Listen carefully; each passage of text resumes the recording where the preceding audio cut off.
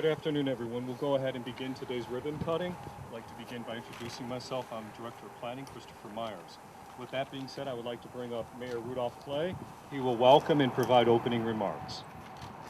Thank you. Thank you very much. First of all, I want to thank God for this moment in time in history in the great city of Gary, Indiana. I want to certainly congratulate Chris Myers. He's done a tremendous job here on the Gary Green Link, Grand Calumet Trail. Today we are here to commemorate the completion of the first phase of the Grand Calumet Trail. As you can see right behind me, this is the first of three segments that will connect to the National Lake Shore. We've been working on this for quite a while. This will connect to the Buffington Harbor and going into the city of East Chicago. The current portion of the trail is nearly 3/4 of a mile off-road asphalt, paved trail.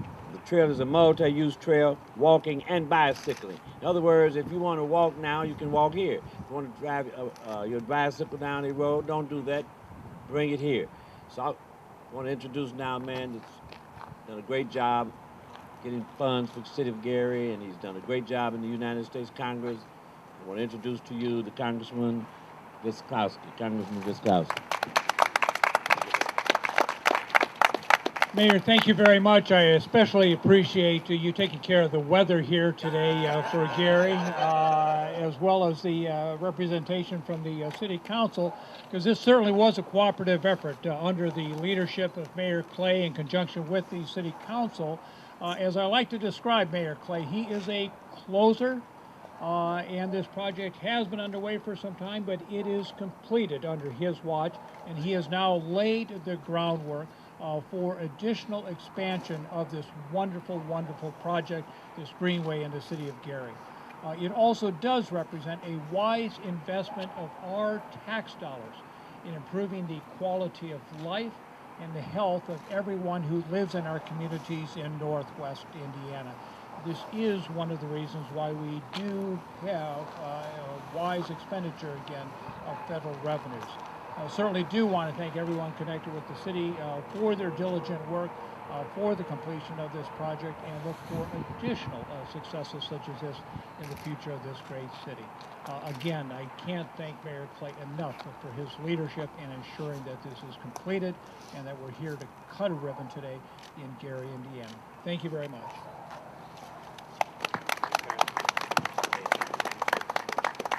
Since today we are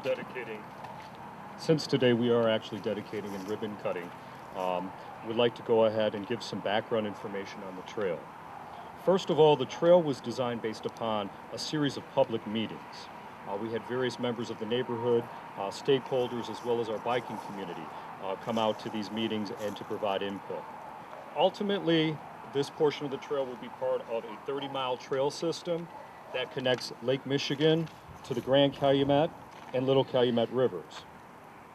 The Gary Green Link Plan, as well as the Grand Calumet River Trail, as a result of interdepartmental efforts. This trail is a neighborhood enhancement that interprets our industrial heritage and the globally unique river ecosystem through which the trail runs. As one can see from our signs, we are alluding back to our industrial heritage. The color and the materials, green as well as natural wood, reflect back to the natural environment in which the trail is located. Due to time constraints, our team was not able to put in native plantings. Those will come next year. So I welcome everybody out when the trail is nice and green and lush, and you'll actually see native plantings throughout. We will officially ribbon cut and open. 1, 2, and 3. Yay! That's good.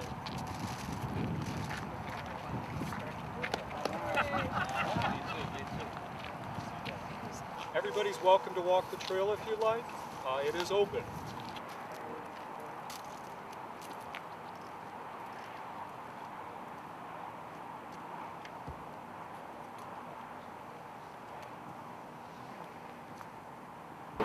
What do you see as the next portion to be built?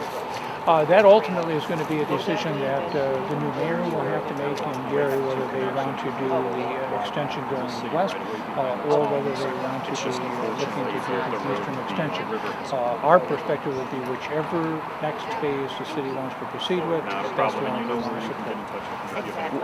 What other trail issues besides right here with this lake shore, the Marquette Lake Shore, what other trails are you supporting or are you interested in following? Really any trails that communities have. Some are up near the lake shore, along the Restoration over in the Burns Harbor area in Porter County. You also have the trail system out in South Lake County. Crown Point's been very active most recently on that system.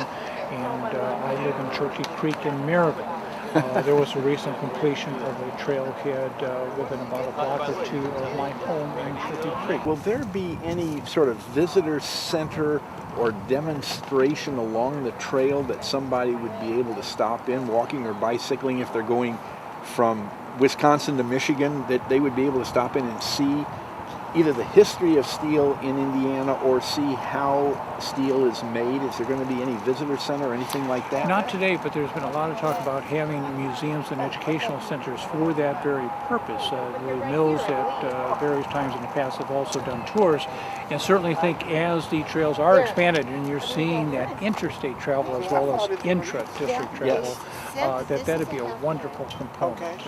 Right now, the emphasis obviously has been just getting the trail itself completed. I know that there's the United States bicycle route system that's being built to basically form an interstate link of bicycle routes, and one of them's going to go from Detroit right in through here around these near Michigan City, around the South Lake, and then to Chicago. And I would hope that this would be able to connect with that, and that there would be a time when all of this would be connected to Detroit. Certainly would, and in this case, this particular trail is not connected yet. Much of what we do in our office is look for those processes where we can get that synergy, where we do connect existing trails, and as you see people coming in from other areas, it only adds to the value. So.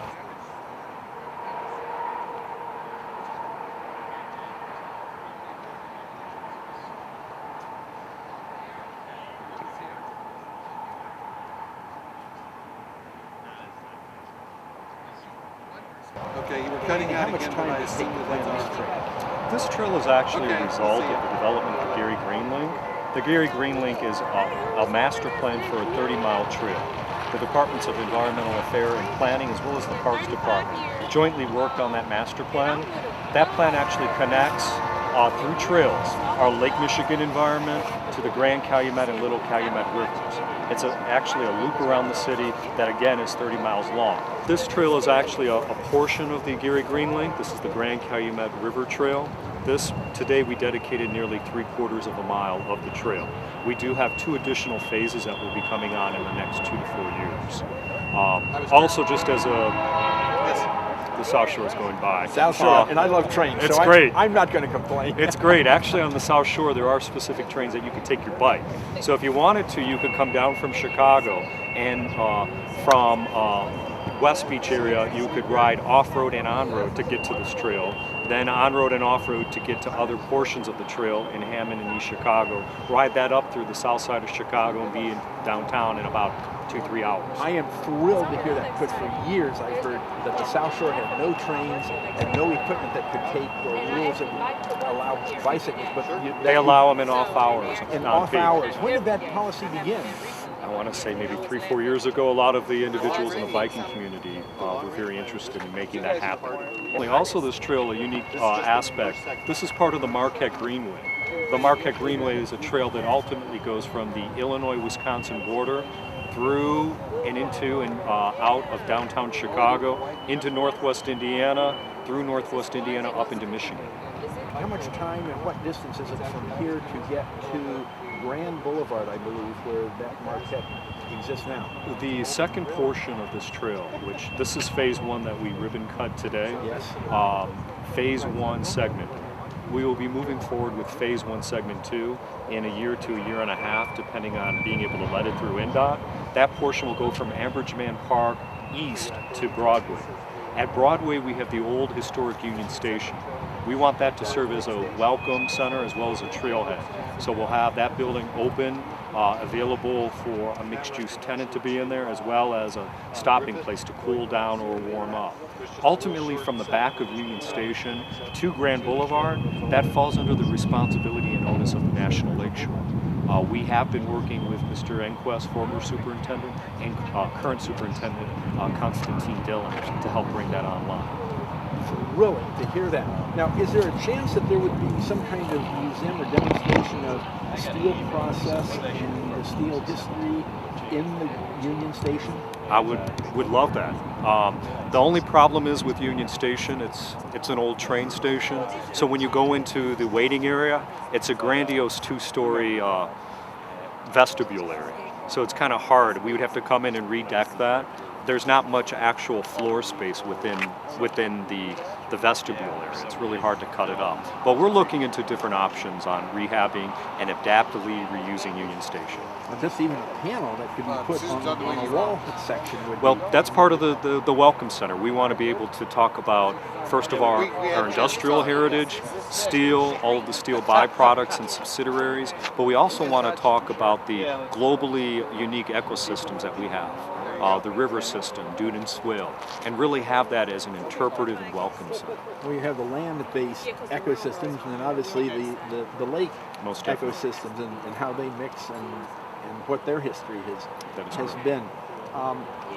What state is Union Station in right now? Is it used by Amtrak at all? No, Amtrak actually in the early 80s stopping here in Gary, specifically at Union Station. Union Station unfortunately has fallen into a state of disrepair. In 1994, the Department of Planning, which I formerly worked for, we wrote in iced tea grant. Yes. So we do have monies to cap that roof off and to bring windows. But the problem is in the current environment is local match. We do require $166,000 worth of local match on that project. This building predates Union Stations in Chicago and St. Louis. Oh, well, I love architecture, I love railroad history and transportation history generally. Would there be a way to ask the steel mills to help contribute to this if they could advertise or have a dedication plaque or something like that, or Most definitely. in the station? Most definitely, and I really believe that there are opportunities there. Union Station falls within an economic development corridor that the state developed along I-90, the toll road. Also, currently, to get into U.S. Steel after 9/11, you have to go through a series of background checks. And this is just me speaking out loud. I'm taking off my planner hat. It would be great to be able to make that into a conference center for U.S. Steel. So individuals that have meetings, instead of bringing individuals through the background, have a conference center there.